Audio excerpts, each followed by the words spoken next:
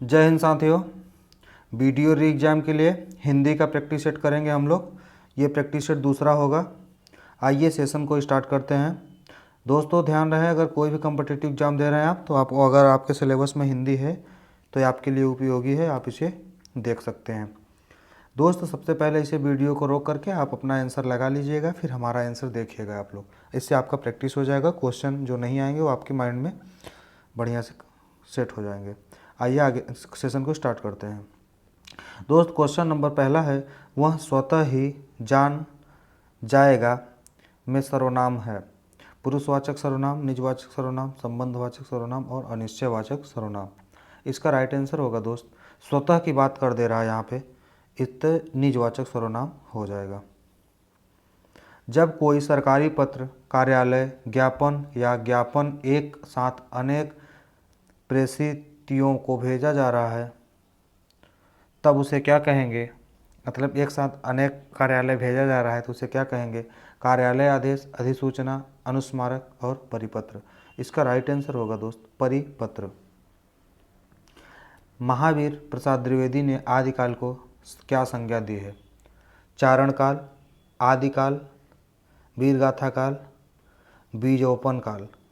तो महावीर प्रसाद द्विवेदी ने जो है बीजोपन काल आदिकाल को संज्ञा दी है। ठीक दोस्त, आइए आगे देखते हैं। दिए गए शब्दों में से नित्य एक वचन में प्रयोग होने वाला कौन सा शब्द नहीं है? मतलब ऐसा है कि जो इसमें से एक वचन नहीं है। ठीक, नहीं है और है, ध्यान रखिएगा आप लोग। तो जनता, पानी, हस्ताक्षर और आकाश। इसका राइट आंसर होगा हस्ताक्षर। ठीक, क्योंकि हस्ताक्षर, आंसू, प्राण ये सब बहुवचन होते हैं। आइए देखते हैं।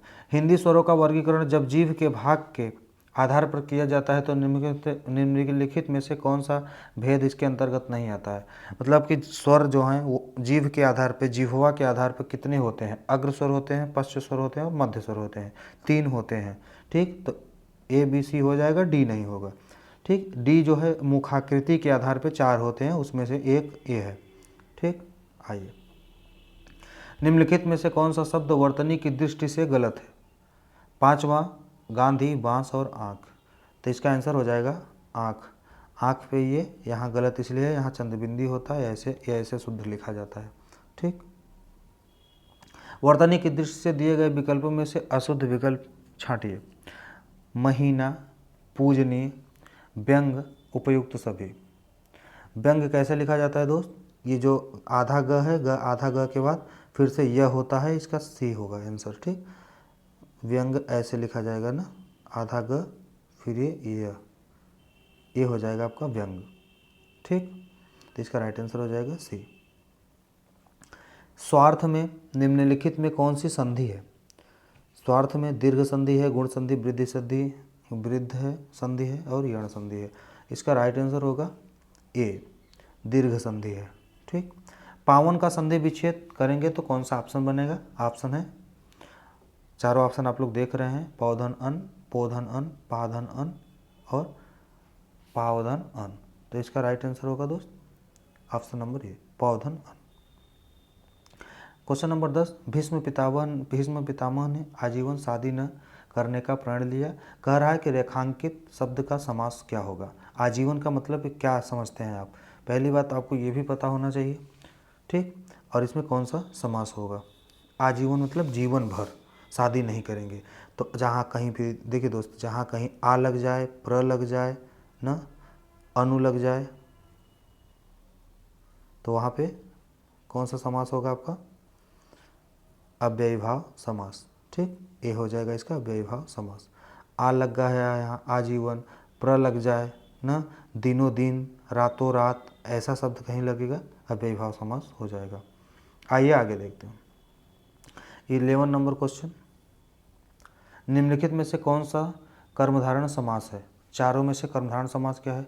सबसे पहले हमको पता होना चाहिए कर्मधारय समास की विशेषता क्या है।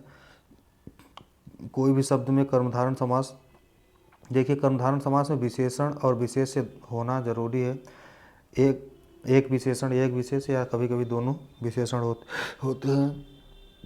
तो देखिए नील गगन त्रिफला, पतझड़ और गांव। इसमें क्या होगा, गगन जो है ये नीला है तो इसमें विशेषण क्या लगा है, नील, तो इसका राइट आंसर हो जाएगा ठीक ए। सम उपसर्ग से बना हुआ शब्द निम्नलिखित में से कौन सा है। सम कहाँ लगा है, देखिए, साम्राज्य, सम्मुख, सम्राट और सामग्री। तो इसमें इसका आंसर होगा बी, सम्मुख। सम धनमुख, सम्मुख हो जाएगा। परा उपसर्ग का अर्थ क्या होता है, परा उपसर्ग का अर्थ क्या होता है दोस्त, 13 नंबर क्वेश्चन में इसका आंसर क्या होगा, भीतर, उल्टा, बाहर, आसपास। तो परा का अर्थ होता है, यह अर्थ पूछा है तो इसका परा का अर्थ होता है उल्टा, ठीक। कृदंत शब्द या कृत प्रत्यय का उदाहरण कौन सा है, ठीक। ऑप्शन है धनवान, नमकीन, नीलिमा और खिलाड़ी। इसका आंसर हो जाएगा बी, इसका राइट आंसर हो जाएगा दोस्तों बी। 15 निम्नलिखित में से आँख का तत्सम रूप कौन सा है। आँख का तत्सम रूप चारों ऑप्शन में से इसका राइट आंसर हो जाएगा अच्छी, अच्छी बी। विसर्ग का प्रयोग किन शब्दों में नहीं होता है, विसर्ग, तद्भव, तत्सम, संकर, इनमें से सभी। तो जो जो तद्भव शब्द होते हैं उसमें विसर्ग का प्रयोग नहीं होता है। कहीं भी विसर्ग लगा हुआ है तो उसको आप जान जाइए कि तत्सम शब्द है। चौथा का तत्सम शब्द क्या होगा, चौथा का तत्सम शब्द चतुष्पद, चतुष्काष्ठ, चतुर्थ। चौथा मतलब चतुर्थ, कहते हैं चतुर्थ श्रेणी के कर्मचारी हैं, तो इसका आंसर हो जाएगा चतुर्थ, चौथा। चतुष्पद मतलब होता है चारपाई, ठीक। निम्नलिखित में से धूम्र का तद्भव क्या होगा, ठीक। धूम्र का तद्भव चारों ऑप्शन दिए गए हैं, आप लोग अपना आंसर लगा लीजिए। इसका आंसर होगा धुआं। धूम्र मतलब होता है धुआं। व्युत्पत्ति के आधार पर शब्द के कितने भेद होते हैं। व्युत्पत्ति के आधार पर शब्द के टोटल ऑप्शन है 3, 4, 5 और 6।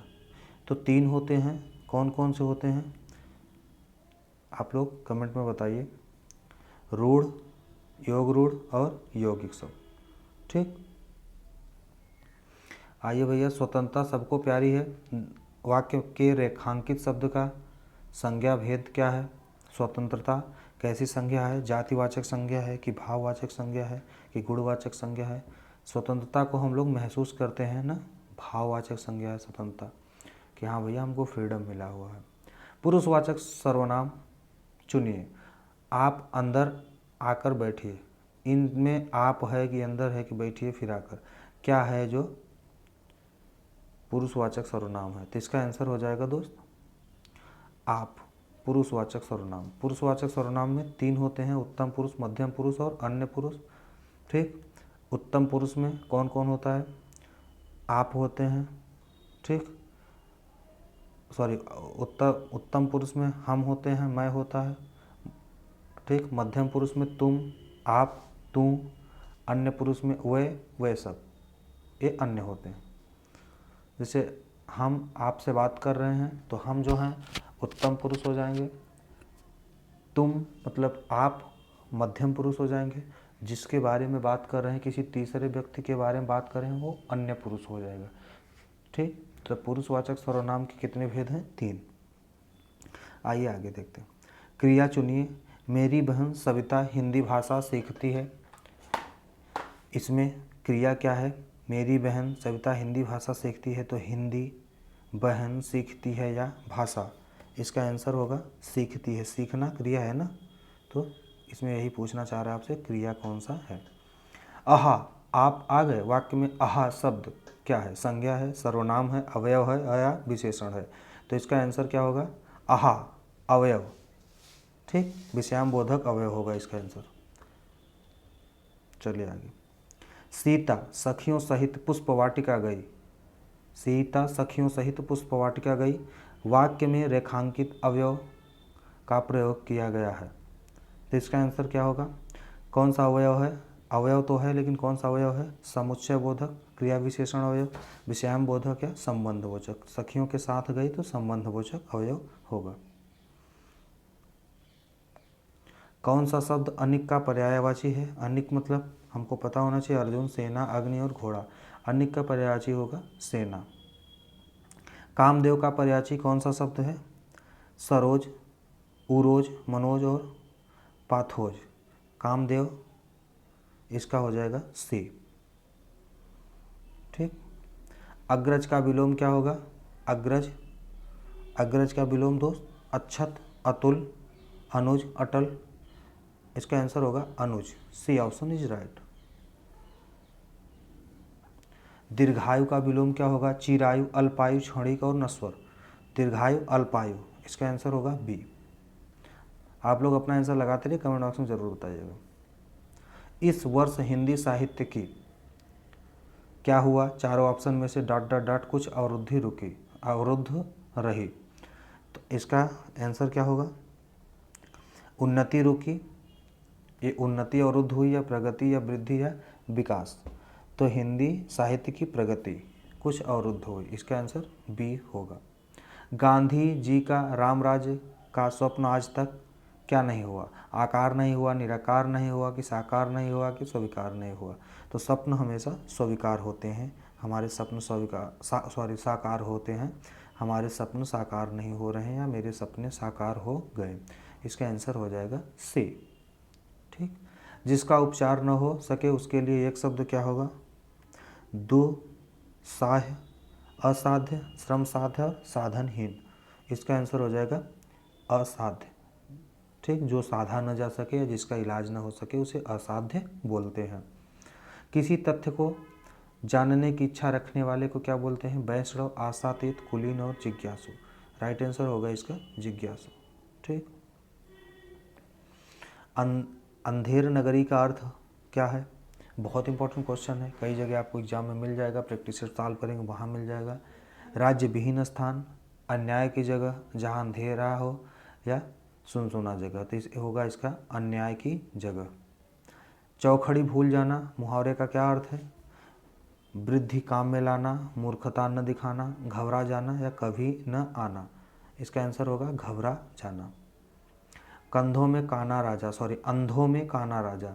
तो अंधों में काना राजा कौन होगा? इसका आंसर गुणहीनों के बीच एक गुणवान व्यक्ति, ओछे व्यक्ति में ऐंठन होती है, बहुत ही लालची व्यक्ति, अकेला आदमी मजबूर होता है। इसका आंसर होगा दोस्त ऑप्शन नंबर ए। गुणहीन के बीच एक गुणवान व्यक्ति, अंधों में काना राजा इसे कहेंगे आप। ठीक। सलमा घर जाती है वाक्य कैसा है? सलमा घर जाती है एक उद्देश्य एक विधेय, सरल वाक्य। ऑप्शन नंबर ए सही है। ठीक। चलिए आगे। निम्नलिखित में से संयुक्त वाक्य का चयन कीजिए। संयुक्त वाक्य और मिश्र वाक्य, सरल वाक्य तीनों आप लोग अच्छे से तैयार कर लीजिए। ये क्वेश्चन यहाँ से फिक्स है, आना है। आप बताइए कि आपकी समस्या क्या है। संयुक्त मतलब जुड़ा होना, और जुड़ने के लिए क्या चाहिए हमको? किंतु परंतु, इसलिए, और, कहाँ पे है, किसी शब्द में है, जो है उसी को आँख मूंद के लगा दीजिए। मैं तुम्हारे साथ व्यापार करना चाहता हूँ, यहाँ कहीं लगा किंतु परंतु, लेकिन, इसलिए, और कहीं नहीं दिखा। उसने खाना खाया और सो गया। आंसर हमारा मिल गया। देखिए यहाँ और है ना, और मतलब संयुक्त हो रहा है ना ये, तो आपका आंसर सी हो जाएगा। ठीक। आगे पढ़ने की ज़रूरत नहीं है। कहीं मिलेगी, कहीं कंडीशनल सेंटेंस होगा, यदि तुम मेहनत करोगे तो आपको सफलता मिलेगी, ये तो मिश्र वाक्य हो गया जाएगा। जब पापा आएंगे तभी हम स्कूल जाएंगे, ये मिश्र वाक्य होगा। ठीक। सही विकल्प का चयन करें। जो शुद्ध वाक्य हैं वो कौन सा है इसको आप पहचानना है। ठीक। तुम तुम्हारा काम करो, ऐसा होता है क्या? नहीं। तुमका काम करो, तुम तेरा काम करो, तुम अपना काम करो। बहुत इजी है ये, इसका डी आंसर हो जाएगा। ठीक।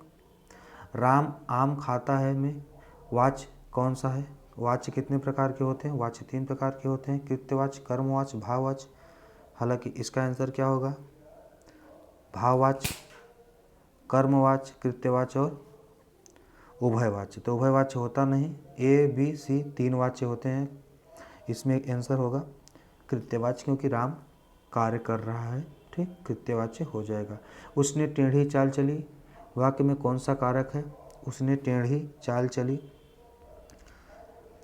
उसने टेढ़ी चाल चली कर्म कारक, संबंध कारक, अधिकरण कारक और कर्ता कारक। किसने? उसने, कर्ता ने, ठीक, तो इसका आंसर डी हो जाएगा, कर्ता कारक। बिल्ली छत से कूद पड़ी, कौन सा कारक है? कर्ता ने कर्म को करण से संप्रदान के लिए अपादान से अलग अधिकरण में पर, तो अपादान से अलग मतलब छत से अलग हो रही है, तो इसका आंसर हो जाएगा अपादान कारक, ठीक।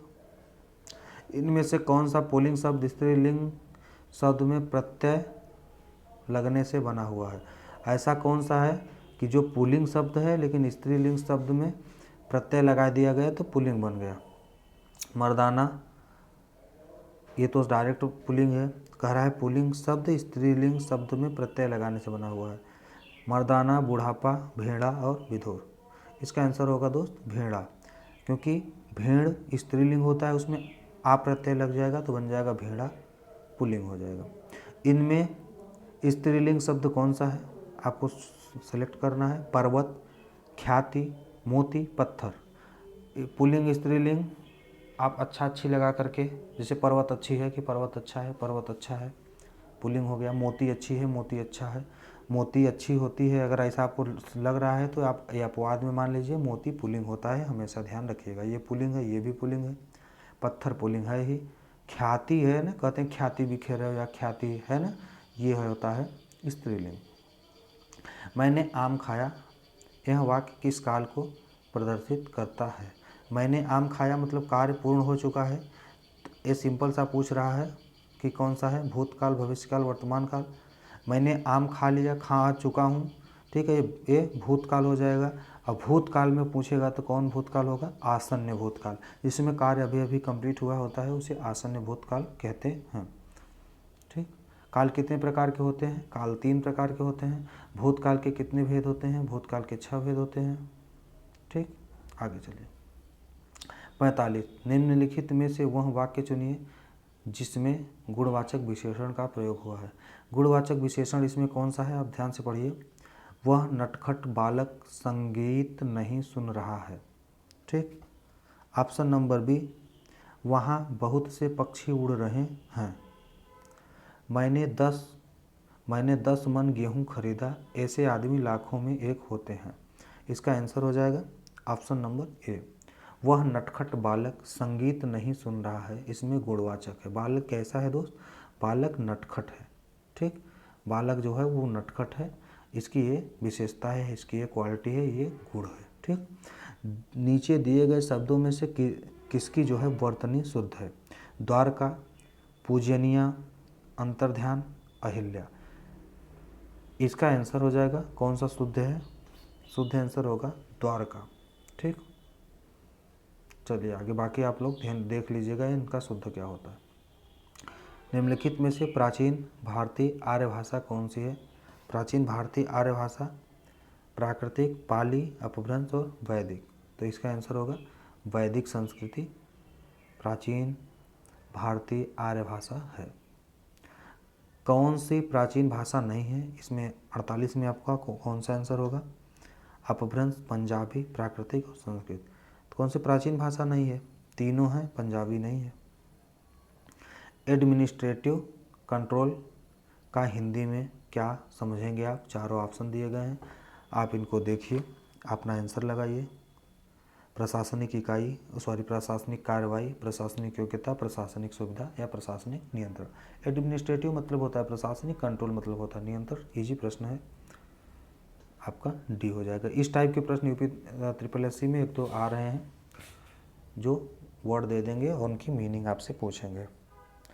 यदि हिंदी प्रश्नवाचक वाक्य का उत्तर हाँ न में दिया जाए तो उसका अंग्रेजी अनुवाद करते समय वाक्य शुरू करते हैं इंटरगेटिव से, ऑक्सिलरी वर्ब से, इन्फिनेटिव वर्ब से और या फाइनाइट वर्ब से। तो इसका आंसर क्या होगा दोस्त? ऑक्सिलरी वर्ब से, ठीक। दोस्त हम लोग हिंदी के 50 क्वेश्चन डिस्कस कर लिए। हिंदी के अभी लगातार चलता रहेगा आपका डेली। अगर आप लोग कहेंगे तो पूरा एक साथ में हम लेकर आएँ, या तो अभी हिंदी चल रहा है, फिर अल्टरनेट करके या तो जीएस डिस्कस कर लेंगे या तो रीजनिंग कर लेंगे, नहीं तो हम सोच रहे हैं हिंदी कंप्लीट करा दें, उसके बाद फिर आप जीएस में नंबर लगा दें। जैसा आप लोग चाहिए आपको लोगों को, वैसा आप लोग कमेंट बॉक्स में बताइएगा। ठीक है दोस्त, अगर आप चैनल पर पहली बार आए हैं तो चैनल को लाइक, सब्सक्राइब, शेयर करिए, ताकि हमारा हौसला बढ़े। हम आप लोगों के लिए ऐसे ही सपोर्ट, आप हमारा सपोर्ट करिए, हम आप लोगों के लिए कंटेंट प्रोवाइड करते रहें। ठीक है दोस्त, किसी अगले वीडियो में मिलते हैं, तब तक के लिए जय हिंद।